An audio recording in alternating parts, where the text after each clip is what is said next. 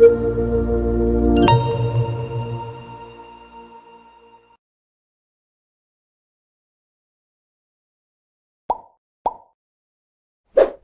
akan lanjutkan bagaimana di dalam relasi entitas itu ada istilahnya derajat relasinya. Derajat relasi paling tidak kita bisa menggunakan istilahnya ada beberapa istilah ya, ada 3, ada 4 dan seterusnya. Misalkan yang pertama di sini ada unary atau derajat 1 adalah satu buah relationship menghubungkan satu buah entitas. Jadi entitas yang relasi yang entitas hanya satu. Contohnya manusia menikah dengan manusia lagi. Ini manusia menikah dengan manusia lagi. Artinya apa? Ini entitasnya satu, relasi satu, maka disebut unary. Yang kedua ada binary, yaitu derajat 2, satu buah relationship yang menghubungkan dua buah entitas. Jadi ini entitas pegawai dan kendaraan, relasinya adalah memiliki. Jadi pegawai ini memiliki kendaraan. Maka karena dua entitas disebut dengan binary atau derajat 2 gitu ya. Ada trinary atau derajat 3 adalah satu buah relationship menghubungkan 3 buah entitas. Di sini entitas pegawai, proyek, dan kota. Pegawai ini bekerja di proyek, kemudian pegawai pada kota tertentu mempunyai satu proyek gitu ya. Bekerja menghubungkan entitas pegawai, proyek, dan kota. Ini ada 3 ya. Pegawai bekerja di proyek, di mana pegawai ini juga ia bekerja berada di kota tertentu. Nah, untuk entitas relasi atau relasi entitas ada juga yang namanya kardinalitas. Tadi derajat relasi, sekarang kardinalitas relasi. Kardinalitas relasi secara umum terbagi 3 ya. Ada one to one atau satu ke satu yang menghubungkan satu ke satu. Contohnya seorang dosen mengepalai satu jurusan. Di sini contohnya dosen atau sini pegawai memiliki kendaraan dinas. Contohnya seorang dosen mengepalai satu jurusan. Berarti kan satu dosen mengepalai satu jurusan. Satu jurusan dikepalai oleh satu dosen, berarti satu-satu. Oke, di gambar ini ada contoh lagi. Pegawai memiliki kendaraan dinas. Jadi satu pegawai memiliki satu kendaraan dinas. Satu kendaraan dinas dimiliki oleh satu pegawai. Maka dia relasinya adalah satu ke satu. Jangan lupa ini atribut sudah kita jelaskan. NIP berarti ini atribut kunci. Kode kendaraan dinas di sini adalah atribut kunci juga ya. Kemudian ada one to many atau hubungan satu ke banyak. Contoh seorang pelanggan membeli beberapa mobil, gitu ya. Contoh pelanggan membeli beberapa mobil. Di sini ada pelanggan membelinya boleh lebih dari satu. Jadi pelanggan membeli beberapa mobil, gitu ya. Satu mobil itu dibeli oleh satu pelanggan, gitu ya. Pastikan satu jenis mobil dibeli oleh satu pelanggan, maka one to many. Atau contoh di dalam gambar IRD ini, dosen mengajar banyak mata kuliah. Satu mata kuliah diajar oleh satu dosen. Asumsinya di sini ya. Asumsi di sini bahwa satu dosen itu bisa mengajar banyak mata kuliah dan satu mata kuliah diajar oleh satu dosen. Maka kardinalitas relasinya adalah 1 ke n. Atau di sini istilahnya n ke 1. Boleh 1 ke n, one to many atau many to one. Gitu ya. Bisa dibalik. Kemudian yang ketiga ada many to many atau banyak ke banyak. Itu hubungan banyak ke banyak. Contohnya seorang mahasiswa mengambil mata kuliah. Ya, mahasiswa mengambil banyak mata kuliah, bisa mengambil banyak mata kuliah. Satu mata kuliah diambil oleh banyak mahasiswa. Gitu ya. Sekali lagi, satu mahasiswa mengambil banyak mata kuliah.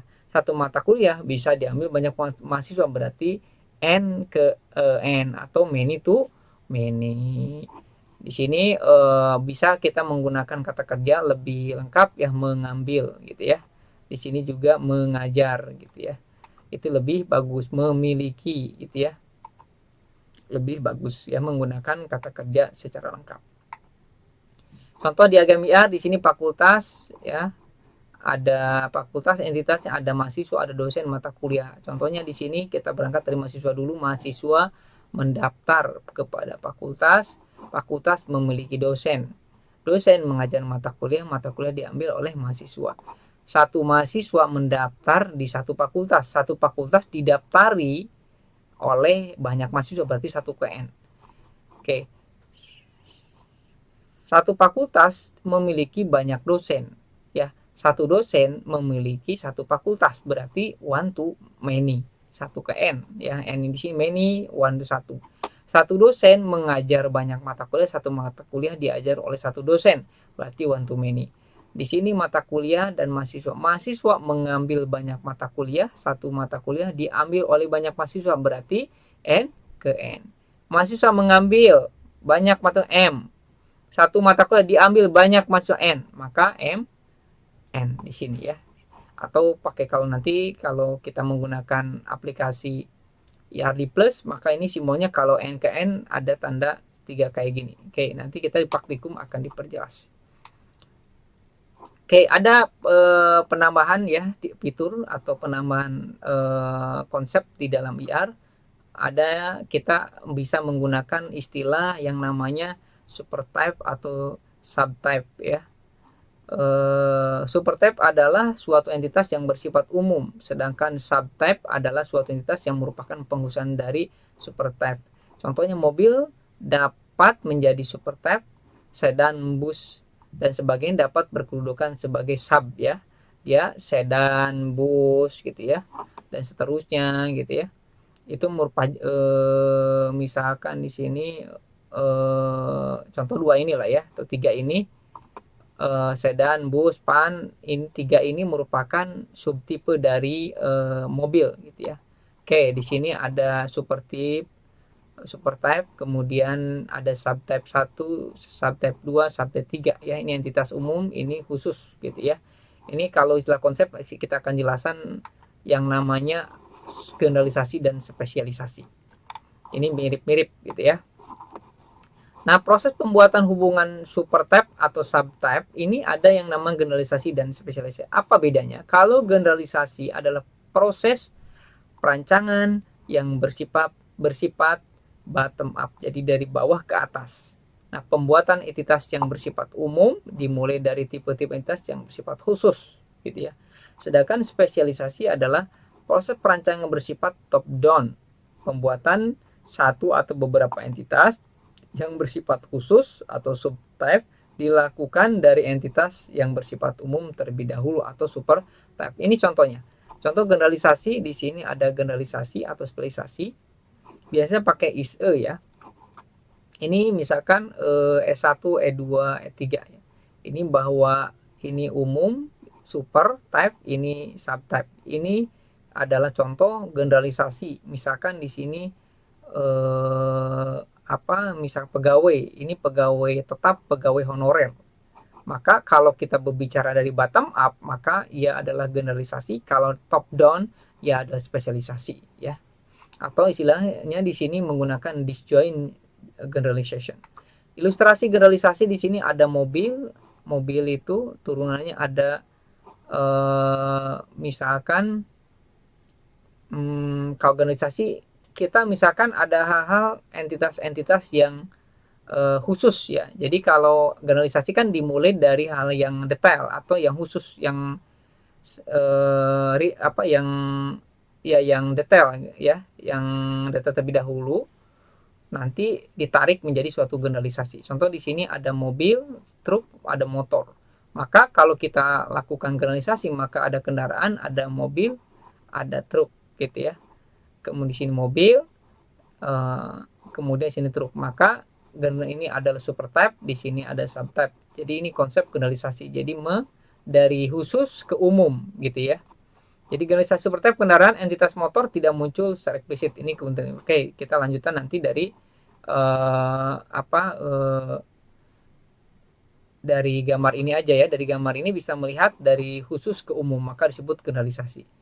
Contoh lain, ya, ini sih mahasiswa D3, mahasiswa S1. Maka mahasiswa merupakan konsep generalisasi di mana dibangun dari mahasiswa D3 dan mahasiswa S1.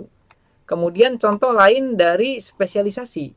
Kalau spesialisasi di sini ada suku cadang.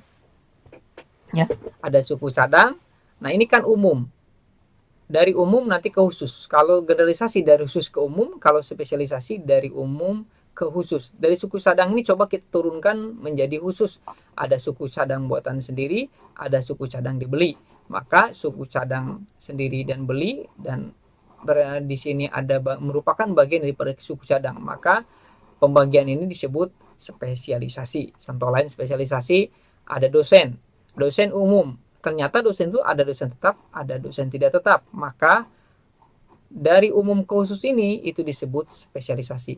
Jangan lupa ya, di dalam gambar IRD, misalkan tadi di sini generalisasi ada namanya segitiga terbalik menggunakan is-e.